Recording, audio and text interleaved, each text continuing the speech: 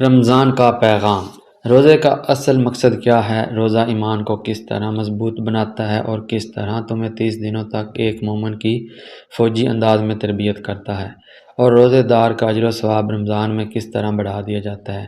مقصد سے پہلے اس بات پر غور کرنا ضروری ہے کہ کیا اللہ تعالیٰ نے روزے ہم پر اس لیے فرض کیے ہیں کہ ہم صبح سے شام تک بھوکے رہیں اور افطاری کے بعد جو چاہے کرتے پھریں، یا زیادہ سے زیادہ 5 نمازیں اور 2 ایک سپارے پڑھ کر ہم یہ سمجھیں کہ ہم نے روزے کا حق ادا کر دیا؟ نہیں، روزے کا مقصد یہ نہیں۔ دراصل اسلام میں روزہ، نماز اور دیگر عبادتوں کا اصل مقصد یہ ہے کہ ایک فرد کی تربیت اس طرح کی جائے کہ اس کی پوری زندگی، اس کا کھانا پینا، اس کا چلنا پھرنا، اٹھنا بیٹھنا، لوگوں سے معاملات کرنا، غرض ہر امر اللہ کو خوش کرنے کے لیے بن جائے۔ دوسری عبادات، نماز، حج، زکوٰۃ میں ظاہری حرکات ہوتی ہیں اور سارا حال سامنے ہوتا ہے، جبکہ روزے کا معاملہ صرف بندے اور اس کے اللہ کے درمیان ہوتا ہے۔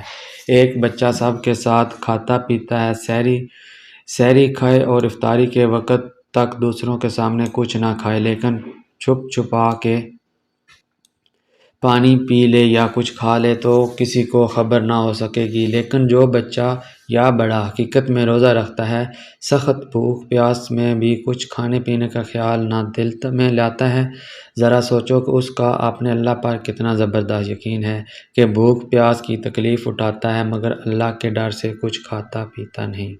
وہ جانتا ہے کہ اس کی ساری خفیہ حرکتیں پوری دنیا سے چھپ سکتی ہیں لیکن اللہ تعالیٰ سے نہیں چھپ سکتی۔ اس طرح وہ جتنا آزمائش میں پورا اترتا ہے اتنا اس کا ایمان مضبوط ہوتا چلا جاتا ہے۔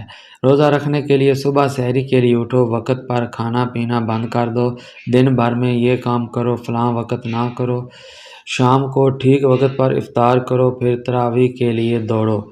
جھوٹ، جھگڑا، غیبت اور دیگر برے کاموں کی طرح دیکھا جائے تو صبح سے شام تک یہ ایک فوجی انداز کی تربیت ہے جس کے بعد رمضان کے دوران ہر طرف نیکی اور پرہیزگاری کا ماحول بنا ہوتا ہے۔ ہر شخص اللہ تعالیٰ کی فرما برداری میں لگا ہوتا ہے۔ جس شخص کا روزہ نہیں ہوتا وہ بھی روزے دار کے احترام میں چھپ چھپا کر کھاتا ہے۔